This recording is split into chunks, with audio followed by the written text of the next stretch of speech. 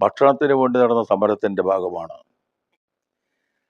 അങ്ങനെ മുനയംകുന്നിൽ പോകാനുള്ള കാരണം എന്താ വെച്ചാൽ, മുനയംകുന്ന് എന്ന് പറയുന്ന സ്ഥലം തെക്കൻ കർണാടക ജില്ലയാണ്. അന്ന് കേരളമില്ല, മദുരാശി സംസ്ഥാനമാണ്.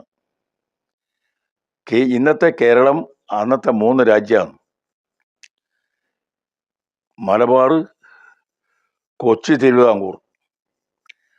അതിൽ മലബാറിലെ പോലീസിന് തെക്കൻ കർണാടക ജില്ലയിലേക്ക് കടക്കാൻ അധികാരമില്ല. നമുക്കാണെങ്കിൽ നമ്മളെ ബോർഡറായത്, അതുകൊണ്ട് അങ്ങോട്ട് പോവാം. ഈ കേസുകളിലെല്ലാം പെട്ട പ്രതികളെ പോലീസുകാർ അന്വേഷിക്കുന്നുണ്ട്. പോലീസുകാർ മാത്രമല്ല, കോൺഗ്രസ് ഗുണ്ടകൾ